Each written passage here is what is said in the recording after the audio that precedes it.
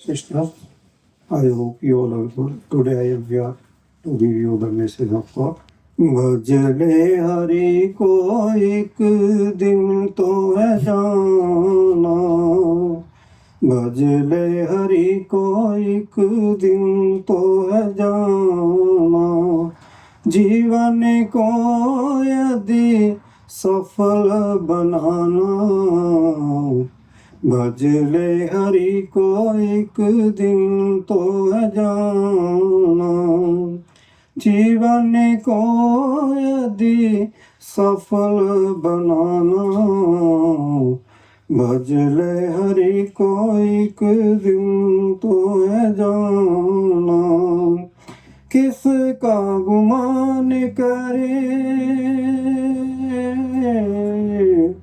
किसका गुमान करे, कुछ भी न तेरा, किसका गुमान करे, कुछ भी न तेरा, दो दिन का है रैन बसेरा, दो दिन का है रैन बसेरा, खाली हाथ आया है और खाली हाथ जाना, भजले हरि को एक दिन तो है जाना।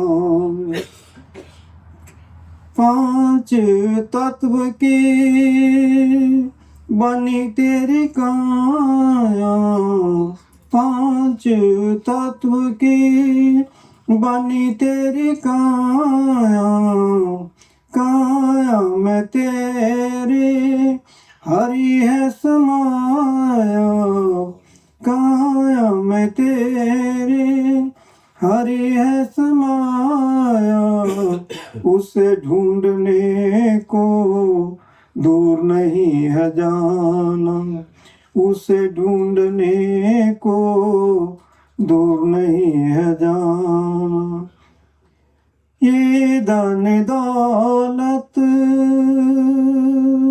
माल खजाना, ये धन दौलत माल खजाना, इसमें हुआ है तू इतना दीवाना, आज है तेरा कल का नहीं है ठिकाना, आज है तेरा कल का नहीं है ठिकाना, भजले हरि को एक दिन तो है जाना, जीवन को यदि सफल बनाना, भजले हरि को एक दिन तो है जाना।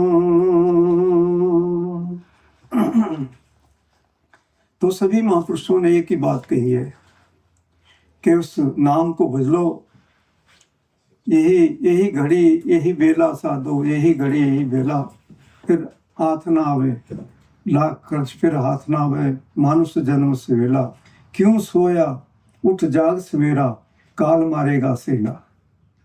तो यही घड़ियां हैं, अगर इनको अनमोल बना लिया तो फिर पछताना नहीं पड़ेगा, फिर नहीं तो फिर पछताना पड़ेगा। तो तभी कह रहे हैं कि भजले हरि को एक दिन तो जाना ही पड़ेगा, तो इसलिए समय के रहते हुए उसका भजन सिमरन करो, बस यही है। बाकी कुछ भी हमारे काम की वस्तु नहीं है, संसार में सब पराई है। तो ये तन माइया पाया प्यारे, लिखतड़ा लब रंगाए, मेरे कंतन भावे चोरड़ा, क्यों धन से जे जाए। तो ये शरीर जो है इसको माया की पान चढ़ी हुई है, लिखतड़ा होता है अहंकार, ये अहंकार के रंग में रंगा हुआ है। अहंकार बहुत है, हर एक प्राणी में अहंकार ही अहंकार है, और ये शरीर जो है ये माया का है। ये तन माया पाया प्यारे, लितड़ा लब रंगाए, मेरे कंत न भावे चुर्रा, क्यों धन सेजे जाए। तो कहते हैं कि ऐसा शरीर उस मालिक को मंजूर नहीं है जिसमें अहंकार भरा हुआ है। तो फिर कैसे आत्मा परमात्मा की सेज पे जाए? तो हूँ कुर्बाने जाऊं तीना के लैन जो तेरा नाम हूँ कुर्बाने जाऊं। तो कहते हैं कि मैं उनके कुर्बान जाने के काबिल हूँ जो उस मालिक के नाम को बचता है, और जो उस नाम को नहीं बचता। इतना सुंदर शरीर परमात्मा ने दिया है, बुद्धि विवेक सोचने समझने की स्मरण शक्ति, हाथ पांव काम करने के लिए दिए हैं, जीवा बोलने के लिए दी है, और उसने परिपूर्ण बख्शिश कर रखी है। लेकिन उसके नाम को नहीं हम जपते हैं। अगर बैठते हैं तो कुछ अच्छा नहीं लगता, भाता नहीं है, क्योंकि मक्खी होती है, माखी चंदन पर रहे जहाँ बिगंध तहाँ जाई। मक्खी होती है, वो गंदगी के ऊपर बैठती है, उसको वही भाती है, वही अच्छी लगती है। अगर कोई हलवाई की दुकान है, उस दुकान में किस मिठाई के ऊपर मक्खी बैठी हुई है, तो साथ में वो गंदगी की गाड़ी जा रही है, तो वहां से उड़ जाएगी और उस गंदगी की गाड़ी में बैठेगी, वहां उसको शांति मिलती है। यही हमारी दशा है। ये नाम हमें भाता नहीं है। बैठते हैं तो शरीर में दर्द हो जाता है, या कोई उथल पुथल हो जाती है, मन नहीं लगता, कहते हैं ये ध्यान नहीं बनता। ध्यान कैसे बनेगा? ध्यान कैसे बनेगा? तो अगर थोड़ा उस कठिनाई को सह लिया जाए तो फिर ध्यान बढ़ना शुरू हो जाता है। ऐसी बात नहीं होती है। लेकिन हम एकदम चलो जी भाग जाओ, मैदान छोड़ करके भाग जाते हैं। तो कहते हैं कि काया रंगन जे थे प्यारे, शरीर पे काया को अगर रंगीन बनाना है, सुहावना बनाना है, सुंदर बनाना है, तो कहते हैं कि उस नाम का मजीठा डालो। काया रंगन जे थे प्यारे, पाए नाव मजीठ, रंगन वाला जे रंगे साहिब ऐसा रंगना डीठ। तो फिर वो रंगने वाला जब रंगता है, क्योंकि हम अगर उस भजन सिमरन को करेंगे, नाम का मजीठा डालेंगे, तो फिर वो रंग चढ़ता है जिसका वर्णन नहीं। ऐसा रंग ना डीठ, ऐसा रंग कहीं नहीं दिखता। जिनके चोले रतड़े प्यारे, कंत तिना के पास, जो उस नाम में रत हो गए, तो फिर राम कबीरा एक भय पहचान सके ना कोई। तो फिर राम और कबीर एक ही हो गए, फिर कोई भेद नहीं रह गया। फिर कबीर में और राम में कोई अंतर नहीं है, फिर एक ही हो गए। तो जिनके चोले रतड़े प्यारे, कंत तिना के पास, धूड़ तिना की जे मिले जी, कह नानक की अरदास। तो ऐसे महापुरुषों की जो उसमें रत गए हैं, रत हो गए हैं, और हमने भी उसी में रत होना है, तभी सुखी होंगे, तभी सुख मिलेगा। जिनके चोले रतड़े प्यारे, कंत तिना के पास, धूड़ तिना की जे मिले जी, कहना उनकी अरदास। कहते हैं बड़ी भारी बख्शिश है, उनके चरणों की अगर धूली भी प्राप्त हो जाए, दर्शन तो दूर की बात है, अगर धूली भी मिल जाए तो बहुत बरकत है, बहुत बरकत। तो तभी कहा है कि हम कुर्बाने जाऊं तिना के, लैन जो तेरा नाम तिना के, सद कुर्बाने जाऊं।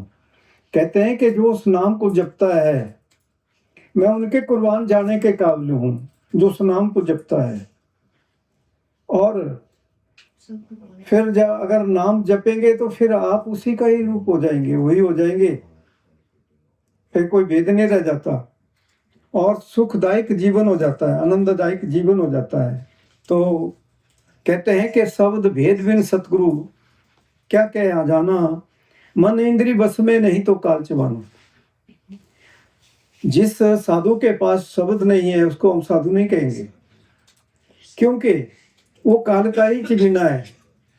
इसी प्रकार से जो उस भजन सिमरन को नहीं करता, जिसको नाम भी मिल गया है, बाकी जिनको नहीं मिला है तो यही सोचते हैं कि खाओ पियो और मर जाओ, बस यही है।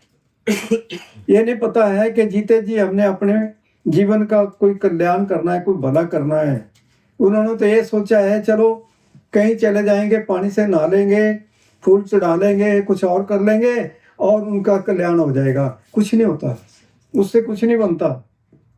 जल के मंजन जोगत होवे, नित नित मेंढक नावे, तैसे वो मेंढक फिर जो नहीं आवे। पानी के नहाने से या कोई जप तप करने से, पूजा पाठ करने से और कुछ काम करने से कुछ नहीं होता। एक धोखा है, ये पहली क्लास है। अगर आपका बच्चा है, अगर वो फर्स्ट क्लास में ही बैठा रहे सारी उम्र भर, तो आपको कौन सी खुशी मिलेगी? खुशी मिलेगी आपको? आपको खुशी नहीं होगी। तो पहली से दूसरी में जाए, दूसरी तीसरी में जाए और एक दिन अपने घर में पहुंच जाए, तो फिर उसको किस चीज की कमी है? उसको कोई कमी नहीं है। तो हम विचार नहीं करते। तो ये दे दुर्लभ तूने पाया, कोट जन्म का भटका खाया, या को बिरथा मत खो, चेतो छिन छिन भक्ति कमाओ। तो ये दुर्लभ, इस देह का मिलना बड़ा दुर्लभ है। ये ऐसे हाथ में नहीं आता। ये पता नहीं कितने युगों के बाद इसकी बारी आई है। बहुत युग बीत गए, कई जन्म भय बिछड़े थे साधो, अब ये जन्म तेरे लेखे। क्या परमेश्वर परमात्मा, हम जन्मों जन्मों से बिछड़े थे, लेकिन अब ये जीवन अब बस आपके लिए ही है, आपके लिए ही है, बस जीवन सफल हो जाए। तो ये दुर्लभ शरीर बड़े भागों से मिलता है, ये ऐसे नहीं मिलता। बहुत जन्मों के बाद इसकी बारी आती है और इसका मिलना बड़ा दुर्लभ है, बहुत दुर्लभ है। और ये मिला है तो फिर वो करनी करो ताकि जीवन सफल हो जाए। सो सकृत उच्चरितम ए नीति हरि अक्षर द्वयम वदह परिकर्षतेन मोक्षाय गमनम प्रति। तो समझा रहे हैं कि अगर प्राणी इस जीवन का सूर्य अस्त होने का समय भी आ जाए, थोड़ा सा समय भी बचा हो, अगर तब भी उसको उसकी आंख खुल जाए और उस नाम को प्राप्त कर ले और उस नाम का भजन कर ले, तो उसका जीवन सफल हो जाता है। फिर उसको भटकना नहीं पड़ता। फिर गुरु लेने के लिए आता है, गुरु ही लेकर के जाता है। फिर यम नहीं आएंगे लेने के लिए, यम आएंगे तो फिर वो तो मार मार करके ले जाते हैं, फिर बहुत बुरी दशा करते हैं। फिर पता चलता है इंसान को कि आए थे हरि मिलन को, बीच ही अटके उचित। तो हम आए तो परमात्मा से मिलने के लिए थे, ये जीवन मिला था इसीलिए, लेकिन हम बीच में फंसे रहे, वो काम किया नहीं। तभी कह रहे हैं कि सकृत उच्चरितम ए नीति हरि अक्षर द्वयम वद परिकर्षतेन मोक्षाय गमनम प्रति। तो मोक्ष की प्राप्ति हो जाती है जो उस नाम को जप लेता है, उस नाम को भज लेता है। जो उस नाम का भजन सिमरन करता है वो अपने मोक्ष की प्राप्ति के लिए फेंट कस लेता है और मोक्ष की प्राप्ति कर लेता है और मुक्त हो जाता है। तो कहते हैं कि अगर गुरु मिल जाए तो गुरु तो फिर कहीं भी है, चाहे कहीं भी बैठा है, वो अपने शिष्य की पूरी संभाल करता है, चाहे कहीं भी है। तो तभी कहते हैं कि जे गुरु बसे बनारसी, शिष्य समुंदर तीर, एक पलक बिसरे नाही, जे गुण होए शरीर। तो अगर गुरु बनारस में भी बैठा है और शिष्य समुद्रों से पार बैठा हुआ है, तो उसकी पूरी संभाल करता है, प्रतिदिन पूरी संभाल करता है, पूरी देखरेख करता है, वो कभी नहीं छोड़ता। गुरु ऐसा होता है। लेकिन हम नाम ले लिया और बस फिर अपने उसी माया में लीन हो गए, उसी में बहते चले गए, तो फिर क्या कमाया, फिर क्या मिला? कुछ नहीं मिला, खाली आया और खाली चले गए। तो दादू साहब भी बहुत बड़े महापुरुष हुए, तो समझा रहे हैं अपनी वाणी में कि दादू दावा दूर कर, बिन दावे दिन काट, केते सौदा कर गए पंसारी की आठ। तो बड़े बड़े दुनिया में बहुत आए, बड़े बड़े दावे करने वाले, रावण जैसे, दुर्योधन जैसे बड़े बड़े आए, बड़े बड़े दावे करते थे कि हमारे जैसा कोई नहीं है, लेकिन सब छोड़ छाड़ करके चले गए, कोई नहीं रहा यहाँ, सबको जाना पड़ा। तो ये दावे यहीं रह जाते हैं, फिर कुछ भी साथ में नहीं जाता। इंसान खाली आता है और खाली संसार से चला जाता है और उसको कुछ प्राप्त नहीं होता। अगर वो अमोलक नाम, अनमोल नाम की वस्तु अगर प्राप्त हो जाती है तो फिर वो मालो माल हो जाता है। फिर उसको कहीं भी धोखा नहीं है, कहीं भी उसको कोई कमजोरी नहीं है, उसका जीवन सफल हो जाता है। तो रावण जैसे भी आए जो बड़ा मान करते थे कि मैं चारों वेदों का ज्ञाता हूँ, मैंने बहुत वेद पुराण शास्त्र बहुत कुछ पढ़ा है, मेरे जैसा कोई नहीं है। लेकिन जब वो समय आया तो कुछ भी नहीं उसके साथ गया, क्योंकि कहा है कि लंकागढ़ सोने का भया, लंकागढ़ सोने का भया, मूर्ख रावण क्या ले गया। मूर्ख ही कहा उसको, मूर्ख था। मूर्ख कौन होता है? जिसको गुरु ज्ञान नहीं मिलता, जो अपने अहंकार में ही सड़ता रहता है कि गुरु क्या होता है। लेकिन गुरु बिन जीऊं जल बल जाऊं, गुरु बिन जीऊं जल बल जाऊं, मैं अपना गुरु पूछ देखिया अवर नहीं था। तो गुरु के बगैर कोई जीवन नहीं है, गुरु के बगैर कुछ भी नहीं है, कोई अच्छा जीवन नहीं है। गुरु बिन जीऊं जल बल जाऊं, कोई जीवन नहीं है। दुख है, जलन है, धोखा है। लेकिन कहता है कि मैंने अपने गुरुदेव को पूछ लिया, मैं पूछ बे क्या अबर नहीं कोई था। कहते हैं मैंने अपने गुरु को पूछ लिया, गारंटी दे दी कि गुरु के बगैर, जिसका गुरु नहीं है उसके कहीं कोई स्थान नहीं है, कोई जगह नहीं है उसके लिए। फिर वो चीखे मारता रहता है कि इधर उधर चीखे मारता है, और भूत, फिर कहते हैं जी भूत लग गया, फिर वो भूत फिर लग जाते हैं इंसान को। वो होते हैं जैसे चमदक जो होते हैं, एक पक्षी होता है जो उल्टा लटका हुआ होता है, वैसे उल्टे लटके रहते हैं। फिर वो फिर चीखते रहते हैं, दुखी रहते हैं। तो जीवन तो इसीलिए मिला था, नाम की कमाई करने के लिए, और अपने जीवन को सुंदर बनाने के लिए। जीवन में जो कठिनाइयाँ आती है उनको दूर करने के लिए मिला था। लेकिन कठिनाइयाँ तो दूर करनी कहाँ रही, और कठिनाइयाँ ले ली और दुख ले ली। तो रावण जब लंका में आया था तो उस वक्त जो उसकी पत्नी थी मंदोदरी, वो कहती रही कि कबीर जी आने वाले हैं, क्योंकि वो कबीर की शिष्या थी, कि कबीर जी आने वाले हैं और उनसे नाम ले लो।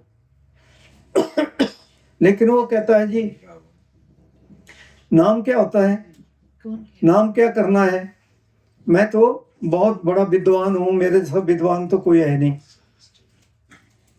लेकिन उसने कहना नहीं माना और बड़ी मैं करता रहा। तो कितने उसका परिवार था, बहुत बड़ा परिवार था उसका। 1,00,000 पूत 1,00,000 नाती, जा रावण घर दिया न बाती, लंका सा कोट सा समुंदर, समुंदर से खाई, जा रावण की खबर ना पाई, कहाँ भी उधर बांधे हाथी, क्षण में हुई पराई। तो मेरी मेरी कैरो करते दुर्योधन से भाई, 12 योधन छत्र चले थे, देही गिरजना खाई, कहाँ भी उधर बांधे हाथी, क्षण में हुई पराई। तो दुर्योधन भी बड़ी मेरी मेरी करता था कि मैं ऐसा हूं, मैं वैसा हूं, जिसके ऊपर 12 योजन तक सोने का छत्र चलता था। इतनी बड़ी उसकी बड़ाई थी, बड़ी बड़ाई थी। लेकिन मूर्ख था वो। मूर्ख क्यों था? उसको वो जो विद्या चाहिए थी वो तो मिली नहीं, क्योंकि जो सबसे बड़ी विद्या है वो कौन है? अध्यात्म विद्या सर्व धनम प्रधानम, सारे धनों का धन है अध्यात्म विद्या। अध्यात्म विद्या जो आप सबको मिली है, जिसको नाम भी कहते हैं, गुरु ज्ञान भी कहते हैं, शब्द भी कहते हैं, लाइट भी कहते हैं, वो है अध्यात्म विद्या, वो है सच्चाई। सच्चाई मिल जाती है तो फिर सुख मिल जाता है, शांति मिल जाती है, फिर भटकना नहीं पड़ता, तड़पना नहीं पड़ता। तो तभी मंदोदरी तो समझाती रही, लेकिन वो नहीं माना कि मैं तो बड़ा विद्वान हूँ। लेकिन इतनी बड़ी लंका थी उसकी, लंका अगर सोने का भया, बहुत बड़ी सोने की लंका थी, लेकिन सब स्वा हो गई, कुछ नहीं बचा। और खाली चला गया। 1 लाख पुत्र थे उसके, बड़े बड़े योद्धा, और 100 लाख उसके नाती थे। तो किसी ने उसका साथ नहीं निभाया, तो उसको फिर दुखों में जाना पड़ा। तो ये जीवन का जो हमारा परम श्रेष्ठ जो कार्य है वो क्या है? नाम को भजना। जिसने नाम जप लिया उसका जीवन सफल हो गया। जिन नाम ध्याया गए मुसक्कत गाल, नानक ते मुख उजले के ती छुट्टी नाल। तो छुटकारा उसका ही हुआ है जिसने नाम को जपा है, जिसने नाम को ध्याया है, उसका ही छुटकारा हुआ है, बाकी किसी का। बाकी तो दुखों से आए दुखों में चलेंगे। तो दुनिया तो सोचती है कि जब तब कर लो, ऐसा कर लो, उधर घूमो और जीवन सफल हो जाएगा। कुछ नहीं होता। तो तब के बरस हजार हो, सत्संग की घड़ी एक, तो भी नहीं बराबरी सुखदेव की ओ विवेक। कहते हैं हजारों वर्षों का तप, हजारों वर्षों का, 90 हजार वर्ष तक, 80 हजार वर्ष तक सतयुग के अंदर ऋषि मुनि जो थे वो तप करते रहे, लेकिन कुछ नहीं बना, कुछ नहीं मिला उनको। चक्रों से इस कबर से ऊपर ही नहीं आए, बंधनों बंधे रहे। बंधन उतारने वाला नहीं मिला तो फिर कैसे मुक्त कैसे हो सकते हैं? तो मुक्त तो तब होंगे जब कोई मुक्त पुरुष मिलेगा जो आप मुक्त है। आप मुक्त करे संसार, सदा तिस जन को नमस्कार। जो आप मुक्त है वो सारे संसार को मुक्ति प्रदान कर सकता है, जो आप मुक्त है। तो ऐसी जरूरत पड़ती है। तो तभी कहा है कि तप के वर्ष हजारों वर्षों का तप भी कुछ नहीं है। जब तप कुछ नहीं है, तप के वर्ष हजारों, सत्संग की घड़ी एक घड़ी का सत्संग मिल जाए, एक घड़ी कितनी होती है? एक घड़ी का जिसने सत्संग सुन लिया उसका भी जीवन सफल हो गया। महापुरुषों की दृष्टि ऐसी होती है। जितने जन्मों के पापों के ढेर लगे हुए हैं पहाड़ जैसे, सब भस्म हो जाते हैं, सबकी स्वाह हो जाती है और शांति मिल जाती है इंसान को। जन्मों का बोझा चढ़ा हुआ है सिर के ऊपर पापों का, वो सब उतर जाता है। जिसके ऊपर अगर 1 क्विंटल वजन रख दिया जाए तो उसको कौन सी शांति मिलेगी? अगर वो उतार दिया जाए तो फिर वो सुखी हो जाता है, सुख आ जाता है, उसको शांति आ जाती है। तो गुरु ऐसा ही करता है, सारे जन्मों के पाप कर्मों को साफ कर देता है और बिल्कुल निर्लेप बना देता है। तो गुरु हैं बड़ो गोविंद से, गुरु हैं बड़ो गोविंद से, गावत वेद पुराण। हरि के घर तो मुक्ति है, गुरु के घर भगवान। तो जहाँ वो मालिक बैठा हुआ है वहाँ किस चीज की कमी आ सकती है? वहाँ कोई कमी नहीं होती है। तो तभी कहा है कि गुरु गोविंद दोऊ खड़े, गुरु गोविंद दोऊ खड़े, काके लागू पाए, बलिहारी गुरु आपने जो गोविंद दियो मिलाए।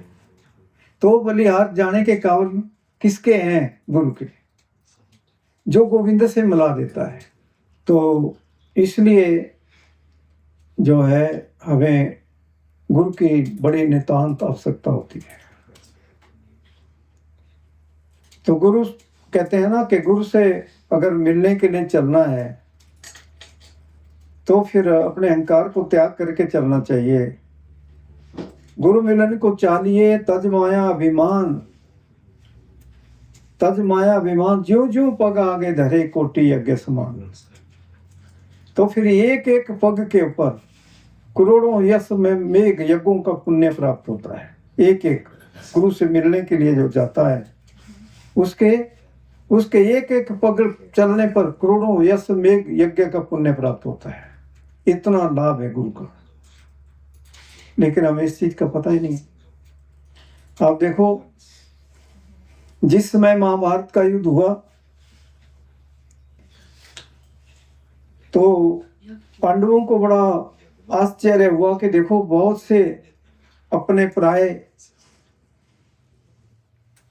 उनका खून खराबा हुआ हमारे हाथ से, और इसका प्रायश्चित करना चाहिए।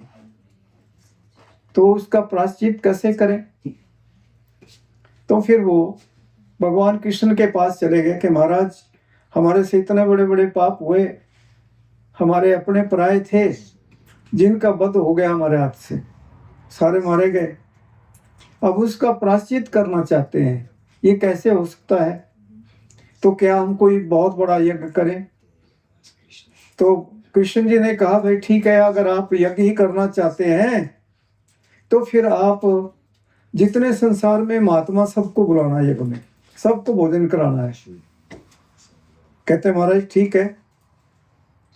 और फिर वो कहने लगे कि जब वो यज्ञ पूर्ण हो जाएगा तो फिर हमें कैसे पता चलेगा कि हमारा यज्ञ पूर्ण हो गया? कैसे पता चलेगा? तो उन्होंने कहा, भगवान कृष्ण ने कहा कि देखो, घंटे बजेंगे आकाश में तो समझ लेना कि आपका यज्ञ पूरा हो गया। अगर घंटे नहीं बजेंगे तो समझ लेना कि कोई कमी है आपके यज्ञ में। तो यज्ञ हो गया और वहाँ सारे जितने भी महात्मा थे सबको बुला लिया, कोई नहीं छोड़ा उन्होंने पूरे संसार का।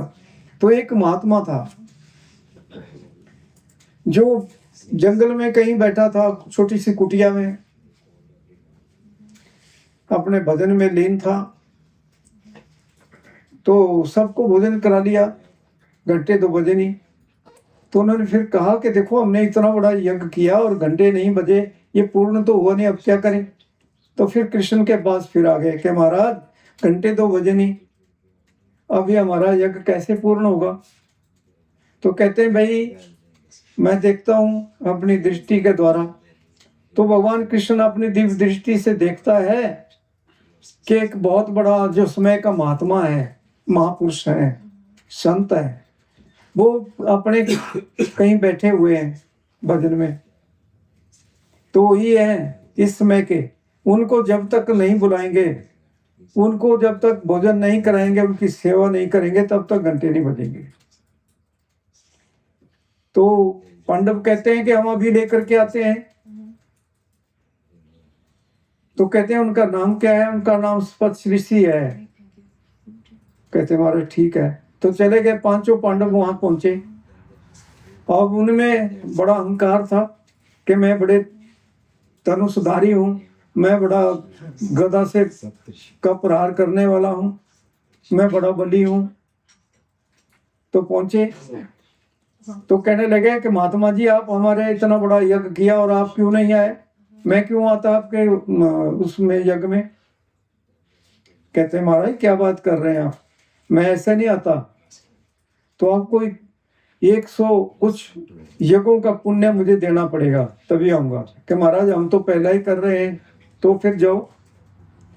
तो जो अर्जुन था, अर्जुन के मन में आया कि देखो, मैं इतना बड़ा धनुषधारी हूँ, मैं इसको तीर की नोक, छोटा सा महात्मा है, इसको तीर की नोक पे बिठाऊंगा और यज्ञ में पहुंचा दूंगा। तो धनुष, और जो दूसरा था गदाधारी भीम, कहते हैं कि मैं, उसके मन में विचार आया कि मैं इसको एक गदा की मारूंगा और पताल पहुंचा दूंगा। दोनों में अहंकार। तो महात्मा तो सब कुछ जानते हैं, उनको तो सब कुछ पता है कि कौन किस में कौन से विचार आ रहे हैं। कि कहा कि जाओ, अगर आपके पास नहीं है तो जाओ फिर। तो फिर उनमें बड़ा अहंकार था कि हम बड़े बली हैं। तो महात्मा कहते हैं, अच्छा चलो कोई बात नहीं, मैं चल पड़ता हूँ, आप अंदर जाओ और मेरी एक छोटी सी सुमरी है वहां रखी हुई है, उसको उठा करके ले आओ, मैं चल पड़ता हूँ। तो भीम बड़ा बलधारी और चला गया अंदर, पूरा बल लगा दिया लेकिन हिला नहीं सका।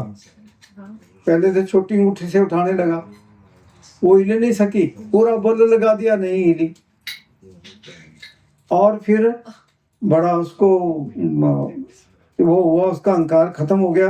तो आकर के महात्मा के चरणों में पड़ा, महाराज तो आपने सोचा कैसे कि महाराज मेरे से भूल हो गई कि जाओ अब मैं नहीं जाता। तो वापस आ गए। वापस आए तो जो पांडवों की पत्नी थी द्रौपदी, पांचों पांडवों की, तो वो वहां खड़ी थी, कृष्ण भी वहीं था। तो वो कहने लगे कि भाई वो तो महात्मा तो आए नहीं। तो भगवान कृष्ण कहते हैं कि जो काम आप नहीं कर सकते वो द्रौपदी कर सकती है, क्योंकि वो गुरु वाली थी, उसके गुरु थे, ये कर सकती है।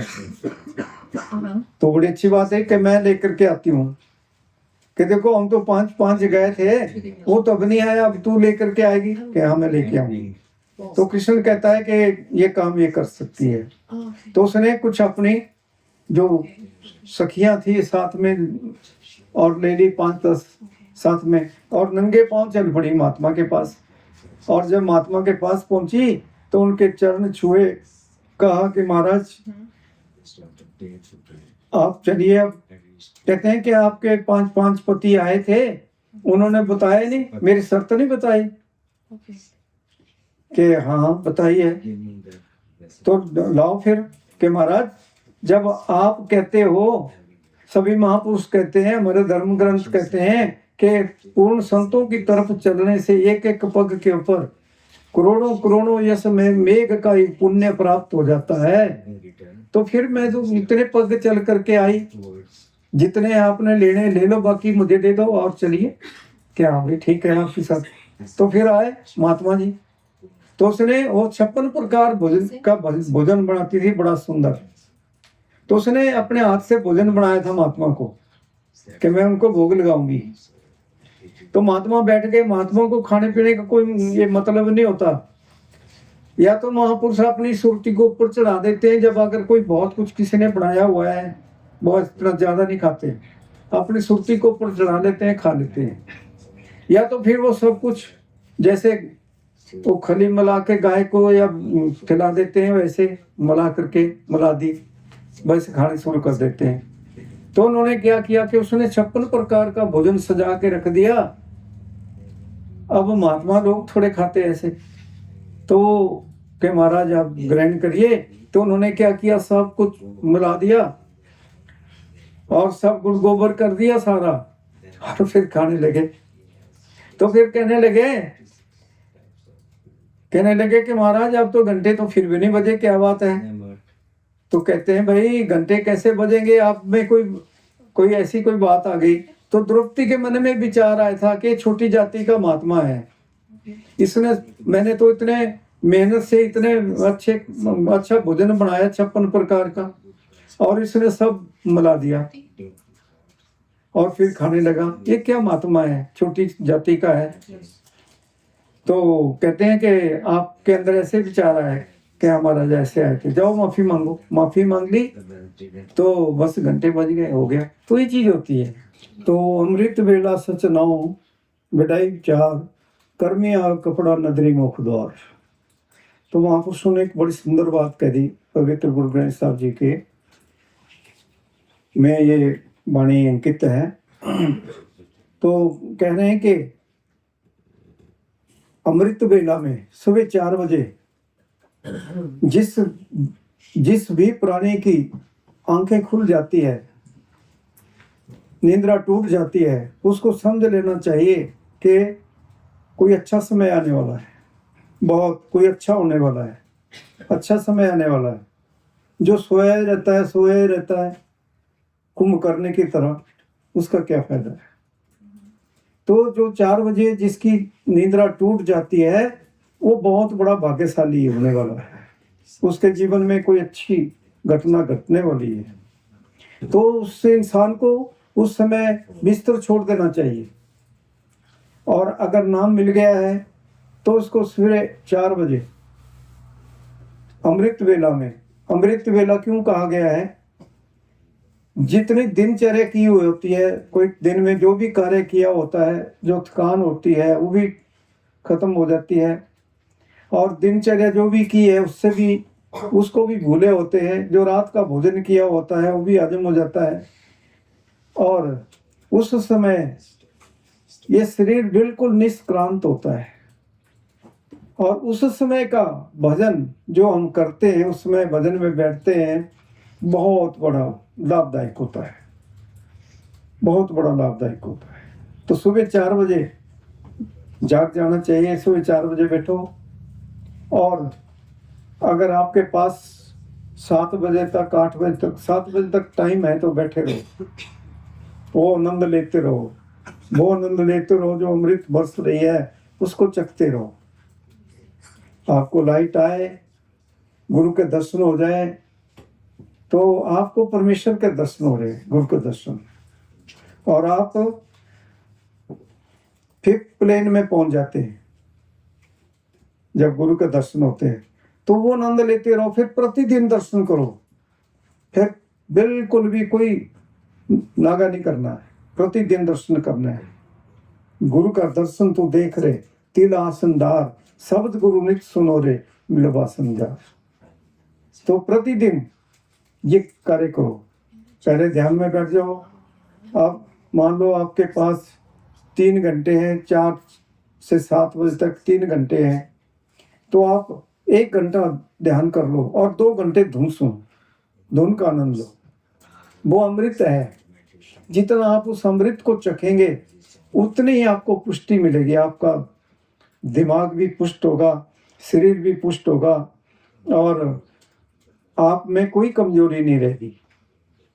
तो ये चीज़ है। तो प्रतिदिन अगर आप धुन का अभ्यास करने लग जाए तो मालो माल हो जाएंगे, आप परिपूर्ण हो जाएंगे। कोई रोग नहीं रह सकता, कोई दुख नहीं रह सकता, बिल्कुल आनंददायक जीवन हो जाता है, सुखदायक हो जाता है, फूल जैसा जीवन हो जाता है। तो क्या ऐसा जीवन नहीं चाहिए? कबीर जी ने तो यहाँ तक कहा कि शब्द बिना सुरती अंदरी, शब्द बिना सुरती अंदरी। सुरती क्या होती है? आत्मा। आत्मा अंधी है, उसको कोई रास्ता नहीं दिखाई पड़ता। शब्द बिना सुरती अंदरी, कहो कहाँ को जाए। जब उसको रास्ता ही नहीं दिखाई पड़ता है तो वो कहाँ जाएगी? कहो कहाँ को जाए। द्वार न पाए शब्द का, फिर भटका खाए। अगर शब्द नहीं मिला तो फिर भटकना पड़ेगा। इतना सुंदर जीवन मिला है, और फिर जहाँ से हम निकले थे दुखों से, उन्हीं दुखों में जाना पड़ेगा। फिर कहो कहाँ को जाए, द्वार ना पाए शब्द का, फिर भटका खाए। माला तो कर में फिरे, जी फिरे मुखमाई। मनुआ तो 10 दिशे फिरे, ये तो सिमरन आई। माला फिरत युग गया, फिरा न मन का फेर। कर का मन का छोड़ दे, मन का फेर। मंत्र तंत्र सब झूठ है, भरमों कोई संसार। सार शब्द को जाने बिना, कोई न उतरे पार। नेम धर्म आचार तप, पूजा पाठ और दान करे, और मन में धरे गमान। नानक निष्फल जात है जो कुंच स्नान। तो जितना कुछ भी इंसान करता है कि जी चलो भभूति लगा लो, अब कपड़े रंग लो, जटा बढ़ा लो, या ऐसा कर लो वैसा कर लो, ये सब धोखा है, इससे कुछ नहीं होता। तो सच्चाई यही है कि जब तक आप सत्य के साथ नहीं लगेंगे, सत्य को प्राप्त नहीं करेंगे, सत्य के साथ आपका संपर्क नहीं होगा, तब तक बहुत धोखा है। अगर ये धोखा खत्म हो जाए तो फिर तो कहने का की बात ही कोई नहीं है। फिर तो कहना ही क्या है, फिर तो जीवन सफल हो गया, फिर कोई धोखा नहीं रह जाता। तो धोखा कहाँ व्यापे जहर गुन गाई। अगर आपने नियमित रूप से भजन किया और ध्यान का किया, तो फिर आपको किस चीज की कमी रहेगी? कोई कमी नहीं रह सकती। ये सच्चाई है। बाकी तो हाथी जैसा स्नान है। नेम धर्म आचार तप, पूजा पाठ और दान करे, और मन में धरे गमान। नित नानक निष्फल जात है जो कुंच स्नान। जितना जप तप पूजा जो भी कुछ भी करते हैं, वो सब हाथी जैसा स्नान है। हाथी स्नान करता है और आगे जाके मिट्टी डालता है, वैसे का वैसा हो जाता है, तो उसका कोई लाभ नहीं हुआ। फिर वही है, वो करते रहो, उससे कुछ नहीं मिलेगा। तो अभी थोड़ी देर के लिए जो असली काम है वो भी कर लेते हैं। तो सभी अभी थोड़ी देर में भजन में बैठेंगे, तो आगे का जो भी कार्यक्रम है वो आपको प्रबंधक बता देंगे।